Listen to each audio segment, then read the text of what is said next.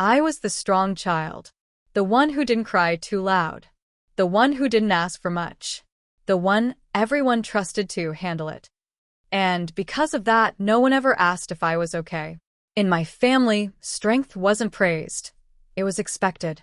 From as far back as I can remember, I learned that problems were something you solved quietly. You didn't interrupt adults with your feelings. You didn't burden anyone with your fears.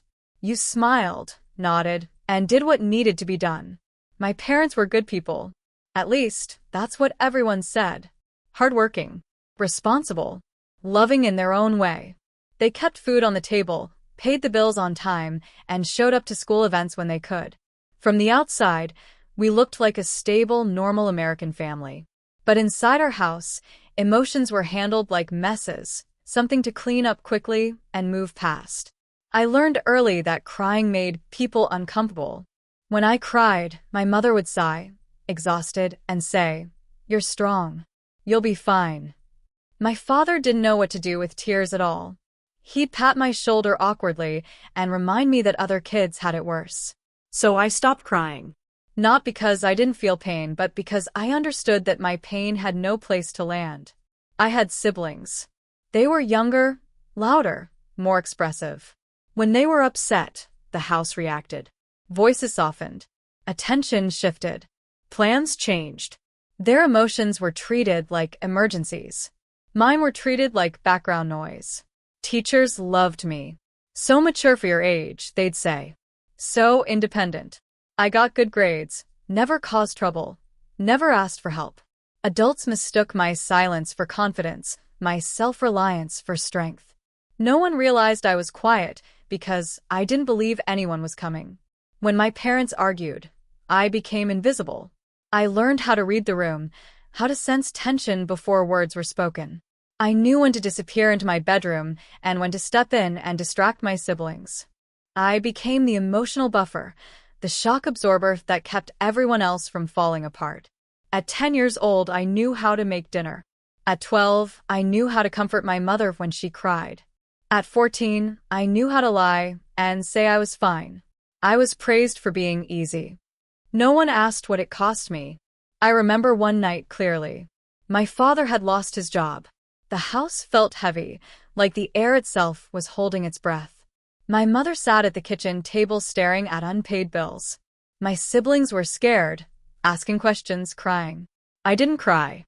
I made sandwiches. I helped with homework. I told jokes. I kept everyone calm. When my mother looked at me with tired eyes and said, "I don't know what I'd do without you," something inside me both swelled and shattered. Because I realized my value came from being useful, not being loved. That night, alone in my room, I pressed my face into my pillow so no one would hear me sob. My chest hurt in a way I didn't have words for yet.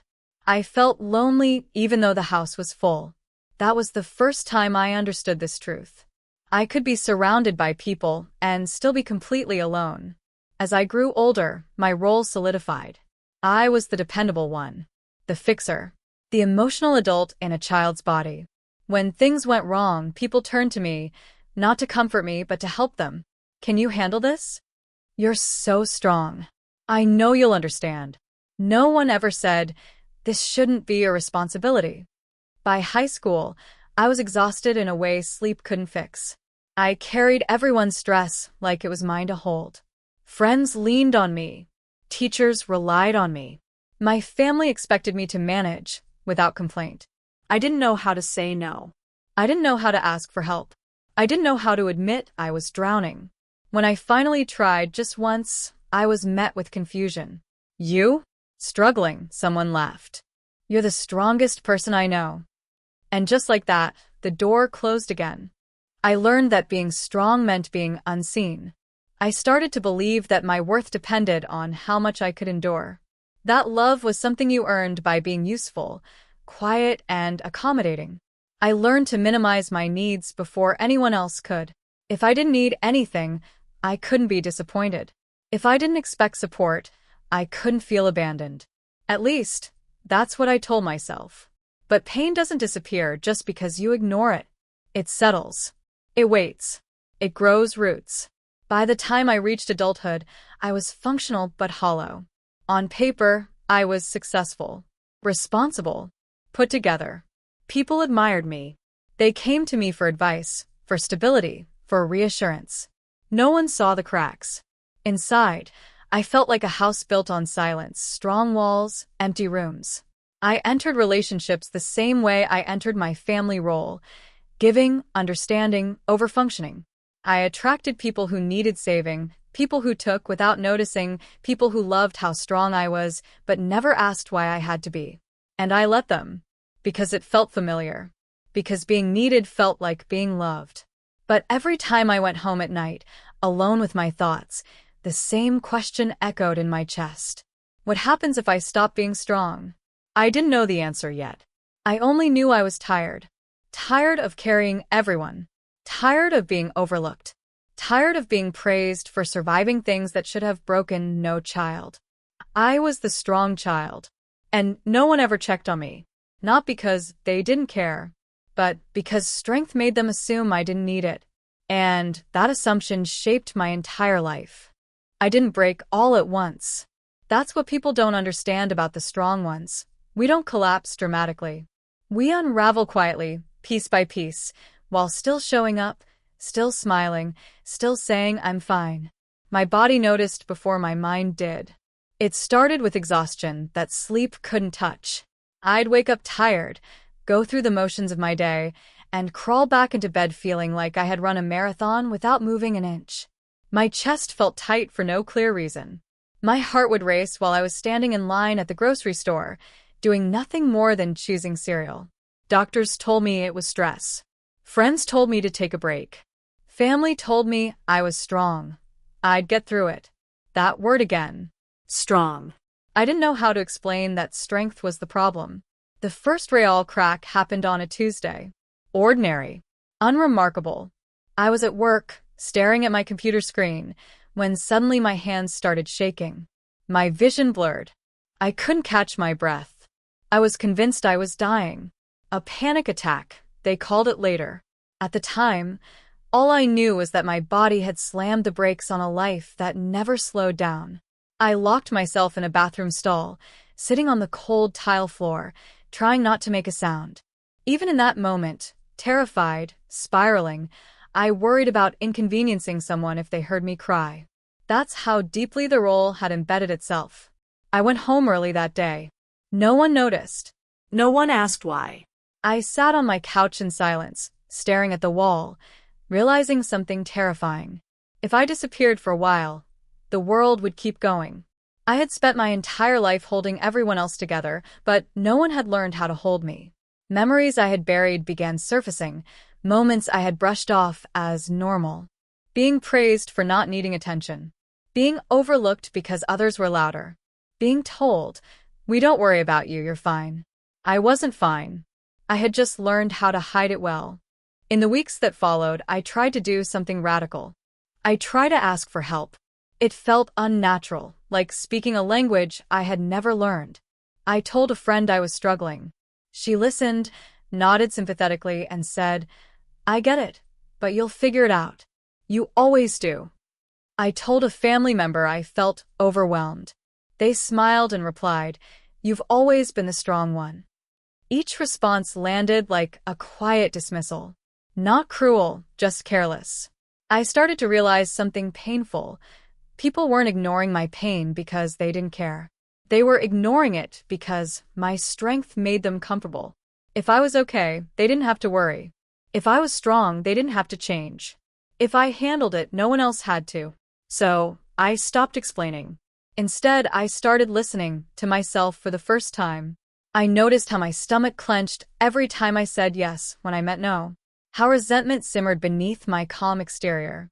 How lonely it felt to be the person everyone leaned on, but no one leaned into. I began therapy, quietly.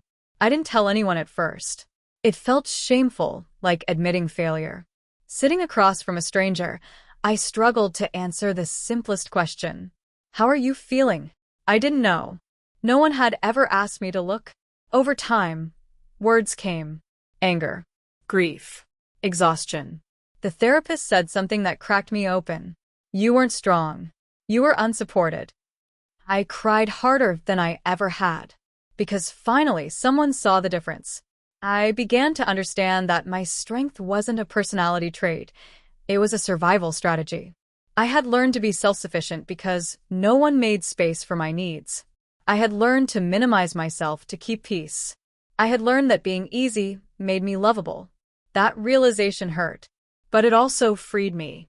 I started setting small boundaries, tiny ones, leaving gatherings early, saying, "I can't handle that right now."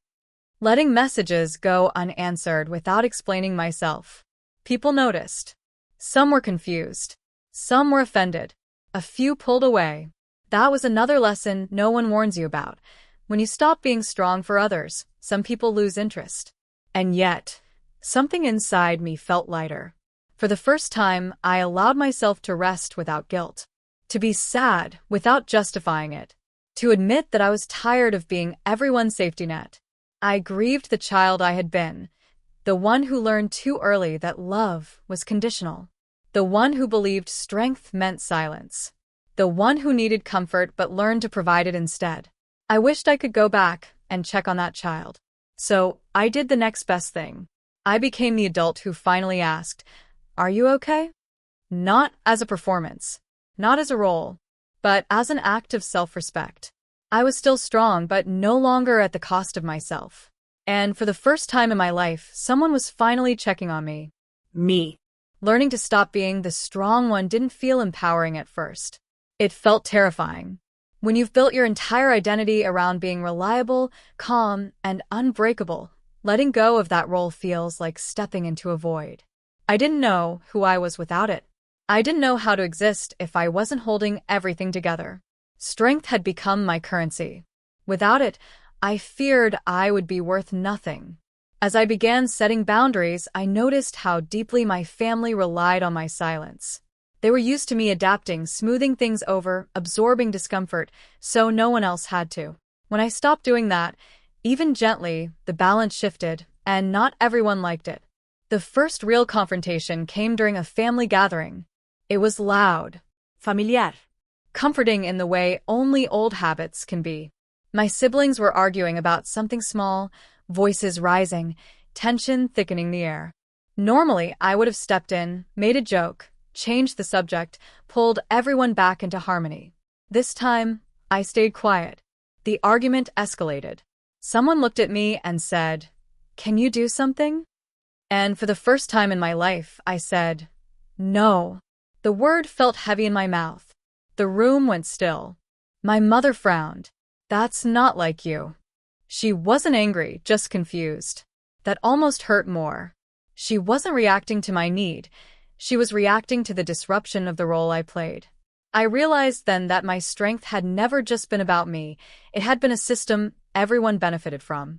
That night, I went home feeling guilty, like I had broken an unspoken rule. The old voices crept in. "You're being selfish. You're overreacting. You should have helped." But underneath the guilt was something new. Relief. I started seeing patterns everywhere. How often I apologized when I hadn't done anything wrong. How quickly I jumped to fix problems that weren't mine.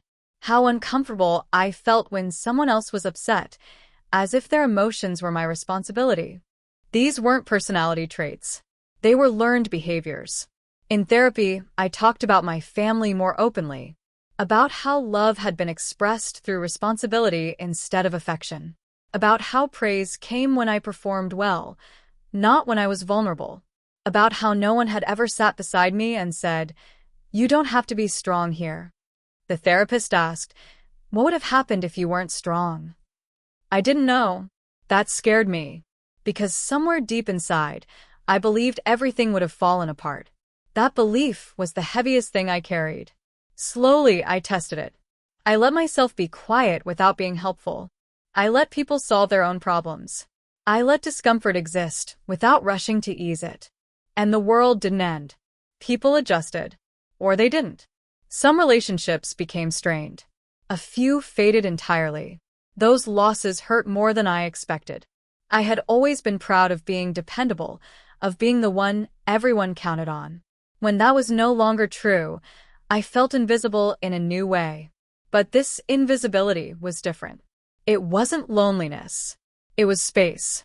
In that space, I began discovering parts of myself I had neglected. I noticed what I liked, not what was expected. I paid attention to my body, my energy, my limits. I learned that rest wasn't laziness, it was repair. One evening, I called my mother. My hands shook the entire time. I need to say something, I told her. And I don't need you to fix it. I just need you to hear me. She was quiet. I told her how tired I had been, how lonely, how being strong had cost me more than anyone realized. I didn't accuse. I didn't blame. I just spoke my truth. When I finished, there was a long pause. Then she said softly, "I thought you didn't need me." That sentence broke something open in both of us. For the first time, I saw her not as the parent who failed to notice, but as a human who misreads silence as strength, who had assumed that because I didn't ask, I was okay. It didn't erase the past, but it softened it. Not everyone responded that way. Some family members dismissed my feelings. Others avoided the conversation entirely. I learned that healing doesn't require universal understanding. It requires self-honesty. I stopped waiting for people to check on me. I started checking on myself. I asked myself questions no one else ever had. What do I need right now? What am I feeling beneath the calm? What would it look like to choose myself today? The answers weren't always clear, but asking was enough. I was still learning how to be human instead of a pillar. Still learning that being loved shouldn't require endurance. Still learning that strength without tenderness is just survival. And for the first time, I wasn't surviving alone. Learning how to be soft after a lifetime of strength felt like learning to breathe in a new way. At first, it was uncomfortable. Vulnerability made my skin itch. Letting someone see me tired, unsure, or sad felt like standing in a room without armor. I kept waiting for something bad to happen, for disappointment, for rejection, for the moment someone would decide I was too much once I stopped being so easy. But something unexpected happened. Some people leaned in. It wasn't everyone. It wasn't loud. But it was real. I began to notice how different it felt to be around people who didn't need me to perform.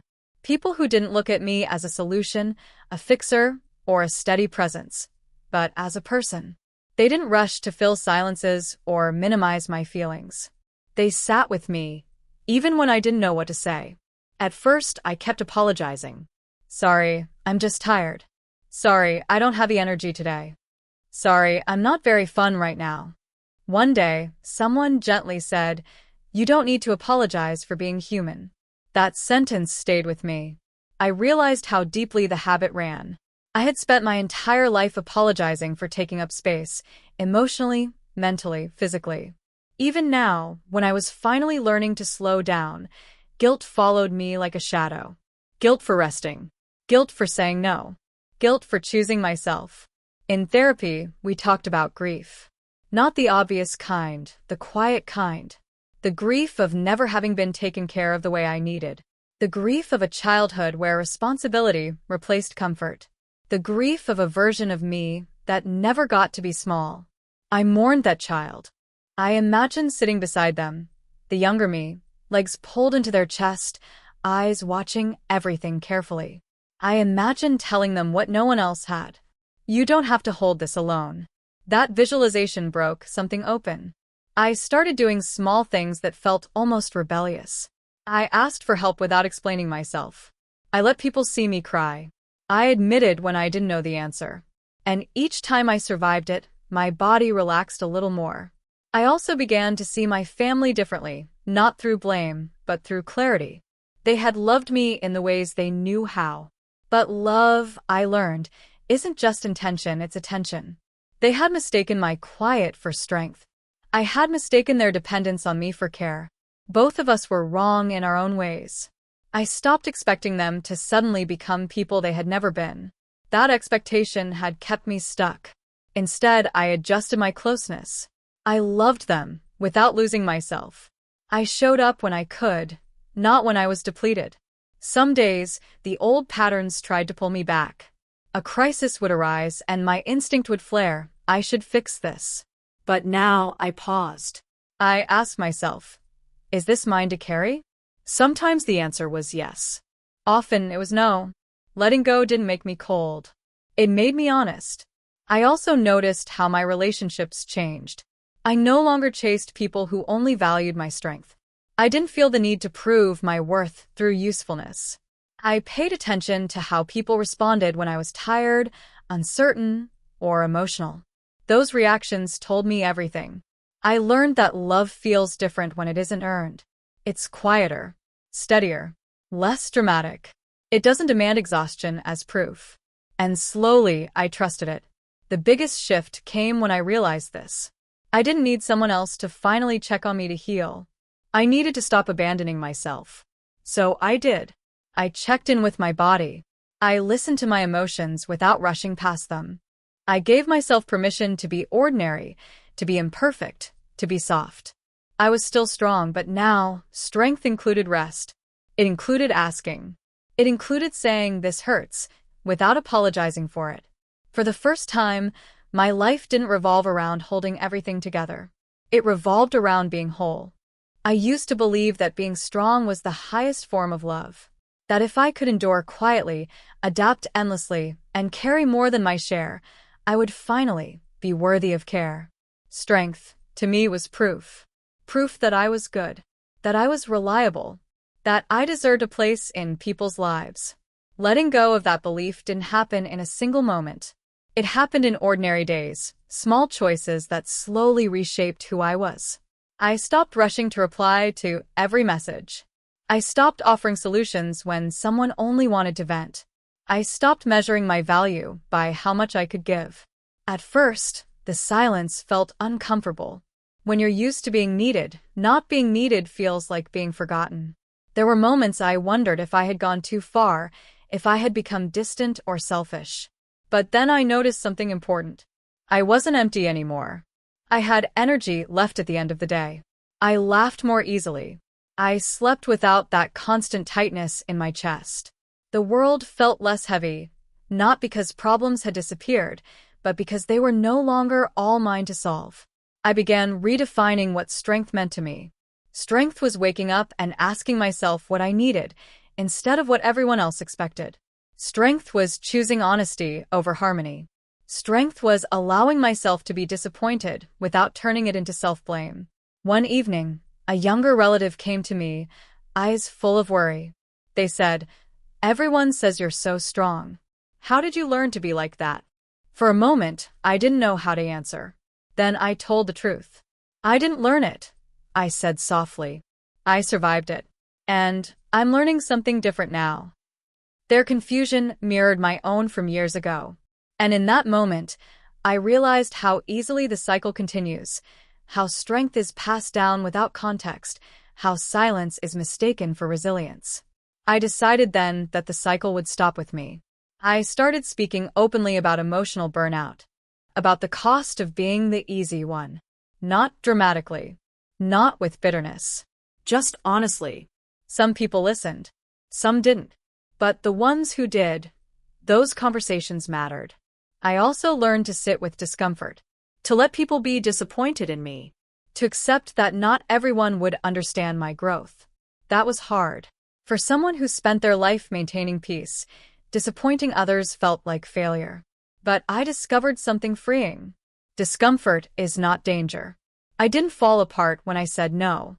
The world didn't collapse when I stepped back. People who truly cared adjusted. And those who didn't? They had only loved the role I played, not the person I was becoming. I spent time alone, not in loneliness, but in reflection. I asked myself who I might have been if I hadn't needed to grow up so fast. I explored interests without turning them into responsibilities. I rested without justifying it. I learned to check in with myself the way I always had with others. Are you okay? Do you need a break? What would feel kind right now? Sometimes the answers surprised me. Sometimes they scared me. But they were mine. I didn't become softer in a fragile way. I became softer in a grounded way. I could still show up for people, but not at the cost of myself. I could still be dependable, but no longer invisible. I stopped waiting for someone else to finally notice my pain. Because I noticed it now. I honored it. I tended to it. I allowed it to exist without shame. The child who once carried everything alone was no longer alone. They had me, and for the first time that was enough. I am still the strong child, but I am no longer just the strong child everyone counted on. I am the strong child who finally counts herself. The transformation didn't happen overnight. It didn't come with a single dramatic breakthrough. It came quietly in 1,000 small choices, letting someone else handle